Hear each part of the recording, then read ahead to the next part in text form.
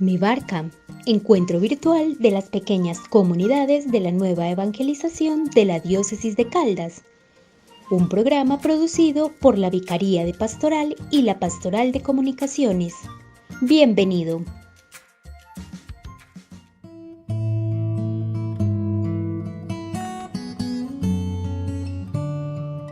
Y somos convocados a un encuentro más en este programa de formación, de oración, de meditación de la palabra que hemos llamado Mi Barca. Vamos en la barca con el Señor y Él es nuestra esperanza. Bienvenidos.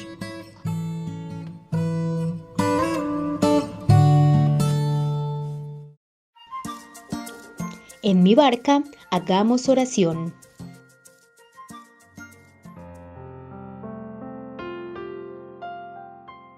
Ven, Espíritu Santo, llena los corazones de tus fieles y enciende en ellos el fuego de tu amor. Envía tu Espíritu Creador y renueva la faz de la tierra. Oh Dios, que has iluminado los corazones de tus hijos con la luz del Espíritu Santo, haznos dóciles a sus inspiraciones para gustar siempre el bien y gozar de su consuelo. Amén. En Mi Barca, recibamos la catequesis.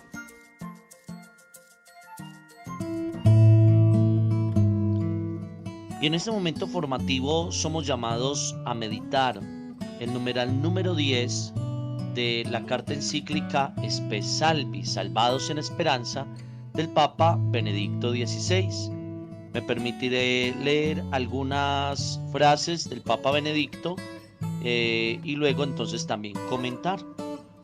Dice el Papa Benedicto: hasta ahora hemos hablado de la fe y de la esperanza en el Nuevo Testamento y en los comienzos del cristianismo, pero siempre se ha tenido también claro que no solo hablamos del pasado. Toda la reflexión concierne a la vida y a la muerte en general, y por tanto también tiene que ver con nosotros aquí y ahora. No obstante, es el momento de preguntarnos ahora de manera explícita: ¿la fe cristiana es también para nosotros ahora una esperanza que transforme y sostiene nuestra vida? Pilas con esa pregunta que tiene que suscitar en cada uno de nosotros respuestas interiores. ¿La fe cristiana es también para nosotros ahora una esperanza que transforme y sostiene nuestra vida? Qué bueno que nosotros experimentemos esa íntima unión, esa íntima comunión que hay entre la fe y la esperanza, que son inseparables. Pero esa fe y esa esperanza que no se piensan solamente desde la perspectiva del pasado, sino que también la reconocemos y discernimos en el presente y la proyectamos o las proyectamos en el futuro. Por eso el Papa Benedicto XVI, el Papa Emérito, en este mismo numeral 10 nos va a hablar del rito del bautismo. Antes, en el rito del bautismo, de manera especial en la acogida, se le preguntaba a los padres y padrinos: ¿qué te da la fe? Y todos ellos respondían: la vida eterna. Porque entonces la fe y la esperanza están íntimamente unidas. Entonces la fe nos lleva a esperar la vida eterna, a mantener nuestra esperanza en la vida eterna. De hecho, nosotros oramos por nuestros difuntos porque tenemos esperanza en la vida eterna. Y esa esperanza de la vida eterna nos sostiene en medio del dolor que genera el despedir a un ser querido. Recordemos que en ese rito del bautismo los padres buscaban para el niño la entrada en la fe, la comunión con los creyentes, porque veían en la fe la llave para la vida eterna. Y no hablemos de pasado, porque ven en la fe la llave de la vida eterna. Dice el Papa Benedicto XVI: en efecto, ayer como hoy, en el bautismo, cuando uno se convierte en cristiano, se trata de esto. No es solo un acto de socialización dentro de la comunidad, ni solamente de acogida en la iglesia. Los padres esperan algo más para el bautizado. Esperan que la fe, de la cual forman parte el cuerpo de la iglesia y sus sacramentos, le dé la vida eterna, les dé la vida. La fe es la sustancia de la esperanza. Oiga esa frase tan importante. La fe es la sustancia de la esperanza. Pero entonces surge la cuestión: ¿de verdad queremos esto? ¿Vivir eternamente? Y hoy podríamos experimentar que esta pregunta que lanza el Papa Emérito en este documento, en esta carta encíclica, también es para cada uno de nosotros. ¿De verdad queremos vivir eternamente? Tal vez muchas personas rechazan hoy la fe simplemente porque la vida eterna no les parece algo deseable. En modo alguno no quieren la vida eterna, sino la presente, y para esto la fe en la vida eterna les parece más bien un obstáculo. Y aquí yo quisiera detenerme en dos cosas fundamentales. Hay personas que viven como si no existiera la vida eterna, lejos de Dios, con una vida desordenada, sin un criterio moral, sin fe, sin hacerle bien a los demás, simplemente pensando en sí mismo o dejándose llevar de aquella frase: comamos y bebamos que mañana moriremos. Pero también hay personas que ven en la vida eterna como un discurso como ya del pasado, una cosa solamente religiosa que atemoriza a la gente. Entonces dicen: qué bobada, y desprecian esa realidad de la vida eterna. En modo alguno quieren la vida eterna, no quieren la vida eterna, como decíamos. Seguir viviendo para siempre sin fin parece más una condena para muchas personas que un don. Ciertamente se querría aplazar la muerte lo más posible, pero vivir siempre sin un término, sí, solo sería a fin de cuentas aburrido y al final insoportable. Es que también le da sentido a nuestra vida terrena saber que luego vamos a gozar de una vida eterna, que nos espera un cielo, que nos espera la gloria, que nos espera la eternidad feliz con Dios.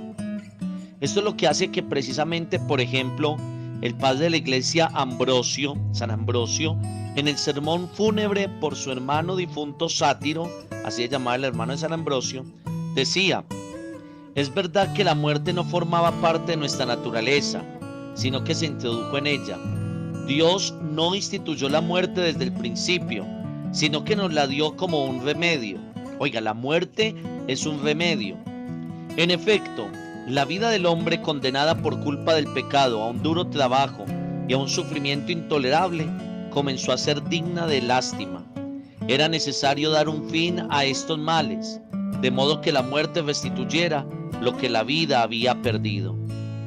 La inmortalidad, en efecto, es más una carga que un bien, si no entra en juego la gracia. Por eso, solo por la gracia de Dios entenderemos que la inmortalidad es nuestra vocación. Hemos sido creados no para la muerte, no simplemente para vivir en este mundo. Hemos sido creados para vivir eternamente, para vivir en Dios. Nuestra vocación es el cielo. Por eso San Ambrosio ya había dicho poco antes: no debemos deplorar la muerte, ya que es la causa de la salvación.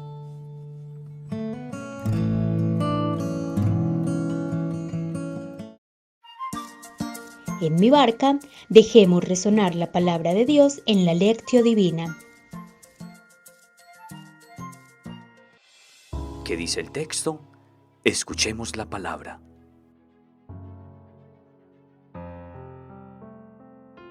Escuchemos el Evangelio de este quinto domingo de Cuaresma, tomado de San Juan, en el capítulo 12, versículos del 20 al 33. Había unos griegos que habían subido a Jerusalén para los cultos de la fiesta. Se acercaron a Felipe, el de Betsaida de Galilea, y le pidieron: Señor, queremos ver a Jesús. Felipe va y se lo dice a Andrés. Felipe y Andrés van y se lo dicen a Jesús. Jesús les contesta: ha llegado la hora de que el Hijo del Hombre sea glorificado. Les aseguro que si el grano de trigo caído en tierra no muere, queda solo, pero si muere, da mucho fruto. El que se aferra a la vida la pierde. El que desprecia la vida en este mundo la conserva para una vida eterna. El que quiere servirme, que me siga, y donde yo estoy, estará mi servidor. Si uno me sirve, lo honrará el Padre. Ahora mi espíritu está agitado, ¿y qué voy a decir? ¿Que mi Padre me libre de este trance? No, que para eso he llegado a este trance. Padre, da la gloria a tu nombre. Vino una voz del cielo, lo he glorificado y de nuevo lo glorificaré. La gente que estaba escuchando decía: ha sido un trueno. Otros decían: le ha hablado un ángel. Jesús respondió: esa voz no ha sonado por mí, sino por ustedes. Ahora comienza el juicio de este mundo y el príncipe de este mundo será expulsado. Cuando yo sea elevado de la tierra, atraeré a todos hacia mí. Lo indicaba diciendo de qué muerte iba a morir. Palabra del Señor. Gloria a ti, Señor Jesús.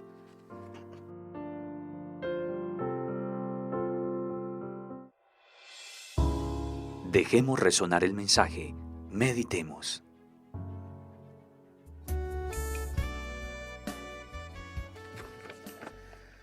Si el grano de trigo no cae en tierra y muere, queda él solo, pero si muere, da mucho fruto. No se trata de la única enseñanza que Jesús saca de la vida de los campesinos.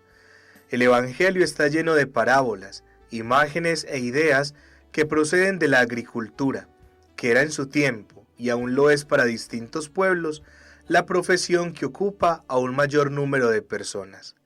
Él habla del sembrador, del trabajo de los campos, de la siega, de trigo, vino, aceite, de la higuera, de la viña, de la vendimia. Pero Jesús no se detenía naturalmente en el plano agrícola. La imagen del grano de trigo le sirve para transmitirnos una enseñanza sublime que arroja luz, antes que nada, en su caso personal, y después también en el de sus discípulos. El grano de trigo es, ante todo, Jesús mismo. Como un grano de trigo, Él cayó en tierra en su pasión y muerte. Ha reaparecido y ha dado fruto con su resurrección. El mucho fruto que Él ha dado es la iglesia que ha nacido de su muerte, su cuerpo místico. Potencialmente, el fruto es toda la humanidad, no solo nosotros los bautizados, porque Él murió por todos.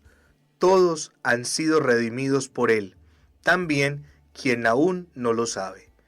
El pasaje evangélico concluye con estas significativas palabras de Jesús: yo, cuando sea elevado de la tierra, atraeré a todos hacia mí. Pero la historia del pequeño grano de trigo ayuda también, en otro versículo, a entendernos a nosotros mismos y el sentido de nuestra existencia.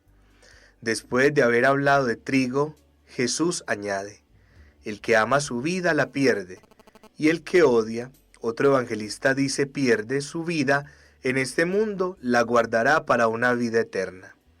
Caer en tierra y morir no es, por lo tanto, solo el camino para dar fruto, sino también para salvar la propia vida, esto es, para seguir viviendo. ¿Qué ocurre con el grano de trigo que rechaza caer en tierra? O viene algún pájaro y lo picotea, o se seca o enmohece en un rincón húmedo, o bien es molido en la harina, comido y ahí termina todo. En cualquier caso, el grano como tal no ha continuado. Si en cambio es sembrado, reaparecerá y conocerá una nueva vida. En el plano humano y espiritual ello significa que si el hombre no pasa a través de la transformación que viene por la fe y el bautismo, si no acepta la cruz, sino que se queda agarrado a su natural modo de ser y a su egoísmo, todo acabará con él. Su vida se encamina a un agotamiento. Juventud, vejez, muerte. Si en cambio cree y acepta la cruz en unión con Cristo, entonces se le abre el horizonte de la eternidad. Meditemos con las siguientes preguntas. Unos griegos quieren ver a Jesús. También nosotros queremos ver a Jesús. ¿Por qué? ¿Cuál es nuestro esfuerzo para encontrarnos con Jesús? ¿Qué hacemos directamente? ¿Te dejas atraer por Cristo que venció la muerte a través de su cruz gloriosa? Oremos con la siguiente canción.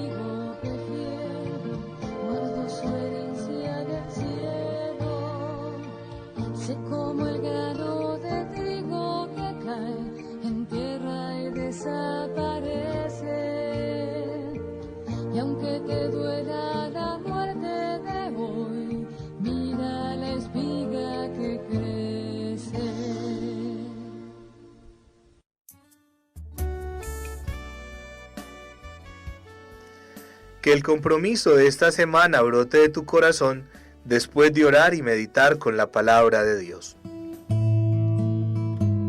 Como bautizados nos mantenemos firmes en nuestra fe, en la esperanza y en el amor. Por eso somos conducidos por el Padre, el Hijo y el Espíritu Santo en todo lo que hagamos y en cuanto emprendamos.